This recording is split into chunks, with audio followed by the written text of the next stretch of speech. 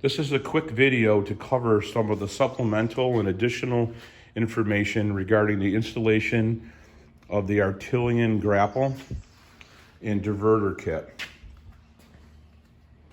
I found that there's a couple of pretty decent videos out on YouTube already regarding the installation, and those I definitely recommend that you watch.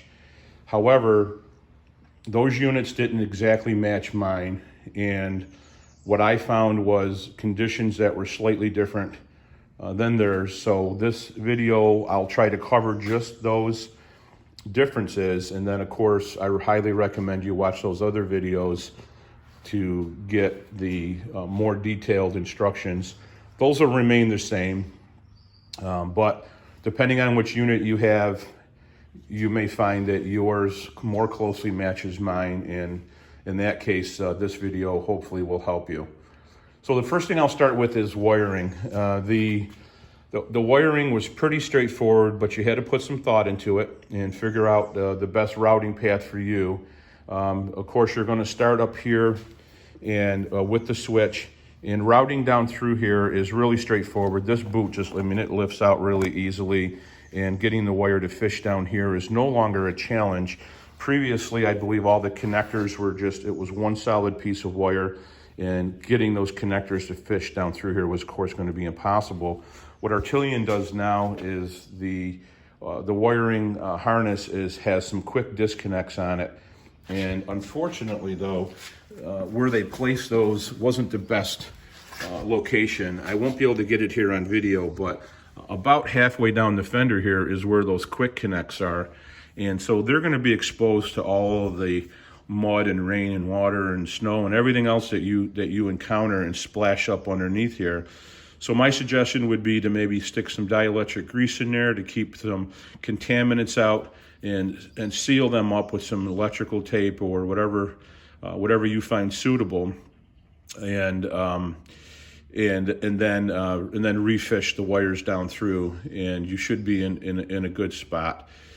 The wires themselves, once you route down in here, I was concerned that they might hang and hit the wheel. No, they don't. They fit right into this bundle just fine. And believe the tension on the wire, since there's no slack, it's not really going to be able to get in the way of anything. So stays nice and neat in there. As far as routing goes, you don't really have a lot of choices. There's a lot of moving parts in here you need to steer clear of, and to keep these wires out of the way isn't too bad, but you've only got a couple of choices of where you're going to run across. I chose to run across the front of this piece right here, and I've got some tape holding things in place for now. I've got some wire ties in there. This base cover doesn't appear as though it's going to put any pressure at all on these wires. But just in case, I put several layers of this rubberized tape on here. It's higher than this wire loop right now, so any pressure, even mild, will hopefully push on this and not damage the wires. Regarding the ground, I found this bolt right here, after testing a lot of areas, to be the most practical solution, and it's a really good ground. I took the bolt off. You'll need a wrench, I think a 15 millimeter on the bottom side here, and scraped down the metal. Got the paint off of there, put some dielectric grease on there. I used an open connector, as you can see, and that looks like it'll be pretty good. I got it wrapped around this loop for the moment. I'll clean that up before buttoning this up, and that ground should be a good one, and it'll be easy to access if it goes bad later on. I won't have any difficulty pulling this cover off and getting to it to clean it up if necessary. As far as routing this red wire, it was a two-step process. I used basic fishing technique. Just ran a hard wire down. This loop was really tight against this wall, and so I couldn't just fish the wire. So I ran a hard wire down from here down into here, taped the red wire to it, pulled it up. Couldn't do it in one fell swoop because I couldn't make the bends. But once it was here, I did the same thing here. Ran this down, taped it onto it, pulled it up. Took just a minute.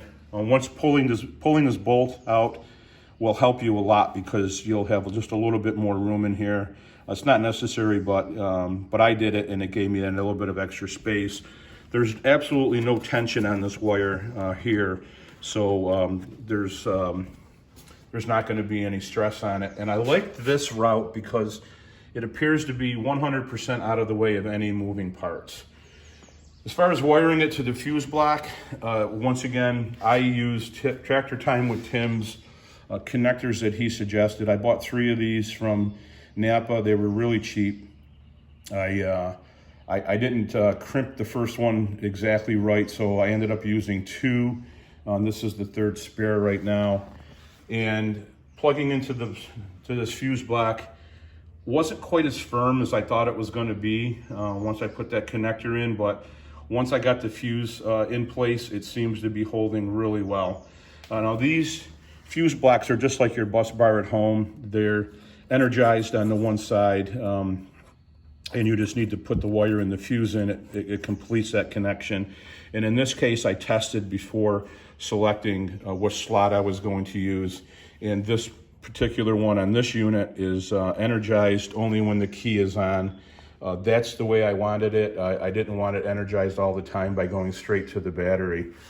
So that is the overall wiring to get it energized. The rest of the wiring here for these going to the wires that are attached to the hydraulic hoses that are necessary to energize these solenoids on this diverter valve is, once again, pretty straightforward, but not the neatest solution. On Tractor Time with Tim, you'll see that he had said, hey, this terminates right here. I wish it was a little bit longer. I agree. I wish it was as well. You know, the one end of the connector ends here, and you've got, I don't know, 10 inches or so. That's all you needed was 10 more inches of wire, and you could have had this, this nice, neat connection. Instead, I guess to make this more universal for other units, Artillian and Curtis kindly provided this big length of wire, but this is massive and much more than you need. So for now, I wired them all, I looped them all together, got some zip ties in here and taped it in place. I did both because I didn't want the vibration to be moving this thing around anywhere, and this tape is really seems to be holding it well. And of course, these zip ties are a permanent hold in there. And we'll see how it goes. I was only really concerned about how much mud and dirt and stuff is going to get up in here, and you know what it's going to do to these connectors. But I got this one sitting up a little bit proud of this wiring, so hopefully there's at least a little bit of protection there. And then over in here, the wires come down, and these white wires here are simply holding these little caps in place. Once this disconnects, these plug into that, keeps it all watertight, and keeps all the dirt and grime away from everything. So, you know, not the neatest look, but very practical. As far as installing the hydraulic lines themselves, it's really not bad. Certainly not as bad as it seems when you start pulling everything out of the box. The diverter valve mounts on that frame. On mine, I didn't have much of a choice. It really only fits in a 1/4 inch space vertically. I didn't have a lot of up-down choices when putting that on. Put it in there loosely to begin with. Don't over-tighten it. You'll definitely bend these little arms, these shafts right here. And this valve slides. Hard to get a good view from here now that it's installed. But this valve will slide back and forth on those as needed to relieve stress. So if you over-tighten, you'll bend those rods, and then it won't slide. So be careful not to do that. And as everybody had advised, don't over-tighten these connections. And I would suggest on the initial install, don't tighten them at all. Just put them in, because what I found is after all of these lines are in place, you're going to want to adjust the zip ties. So in the beginning, the instructions will say, hey, put these zip ties on as you go. I found that not to be the best course. I had to move these hoses twice. Most recently, when I was testing, this guide rod was hitting, this leveling rod was definitely just jamming into these hoses. So I had to loosen everything, pull these back. I'm going to be zip tying them in place a little firmer.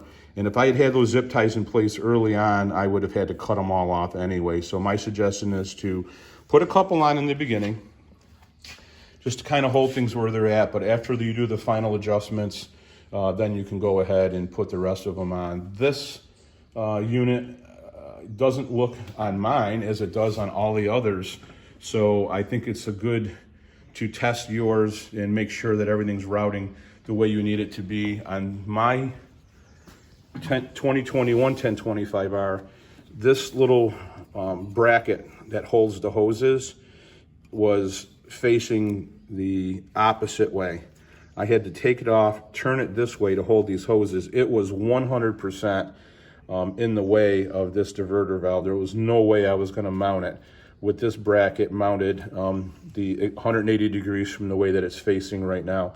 I don't know if that was installed as the way the factory wants it, or if it just got put on there backwards in the beginning. But it was necessary for me to turn it around, and additionally, it was necessary for me to put a wrench on that and open it up quite a bit so I could get these hoses to sit in there. And as far as the way that they sit, it's okay. I wish it was a little bit neater, but it looks like it's going to work just fine. I cycled everything several times, and I think I've got it all adjusted to where it needs to be right now. I hope these instructions were helpful for you, and if you have any questions, please leave them in the comments. I'll be happy to answer. Before closing out, I guess I'll say just a couple of things. This yellow tape that you see here just happened to be a roll of duct tape that I had. It's John Deere yellow, which I guess is appropriate. One of the things I noticed when taking this cover off is that there's a lot of sharp edges on it.